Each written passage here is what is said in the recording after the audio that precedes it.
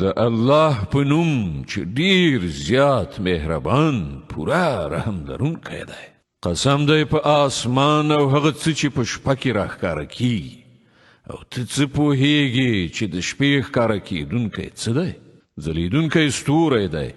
هیڅوک داسې نشته چې پر هغه کوم ساتونکی نه وي. بیا د لږ غوندې انسان دې ته ځیر شي چې هغه له څه شي څخه پیدا کړی شوی دی. له ټوپ وهونکو اوبو څخه پیدا کړی شوی دی چې د شا او د سینې د هډوکو له منځ نه راوځي. په یقیني توګه هغه خالق د انسان په دوهم ځل پیدا کولو قادر دی. په هغه ورځ چې د پټو اسرارو پلټنه څېړنه وشي، په هغه وخت کې به له انسان سره نه په خپله څه زور وي او نه به کوم څوک د ده مرستندوی وي. قسم دی په باران ورونکي آسمان او د بوټو ټوکېدو په وخت کې په چاودونکې ځمکه.